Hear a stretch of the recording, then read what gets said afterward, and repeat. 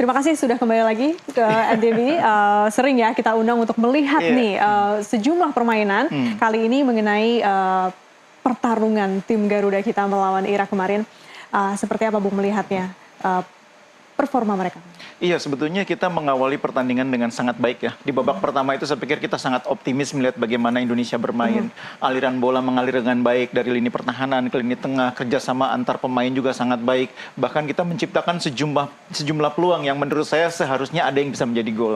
Terutama ketika momen di mana Ragnar menarik umpan di tiang jauh dan dia sebetulnya tinggal berhadapan dengan kiper tapi tidak dia syuting, dia kembalikan lagi sayangnya. Saya pikir ada dua peluang yang sebetulnya bisa dimanfaatkan Indonesia dan mungkin sedikitnya di antaranya satu bisa menjadi gol. Sayang seperti biasa kita lemah dalam penyelesaian akhir. Sehingga akhirnya ketidakmampuan menyelesaikan peluang yang sangat baik itu konsekuensinya membuat kita tidak bisa mengakhiri babak pertama dengan satu gol.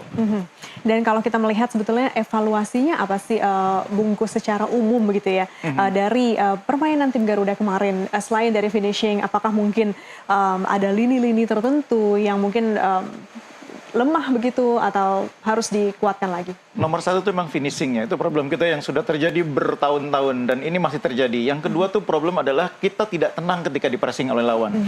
Jadi penyebab kita tidak tenang ketika di-pressing lawan itu ada dua. Yang pertama karena kita kurang berpengalaman main di level tinggi gitu ya.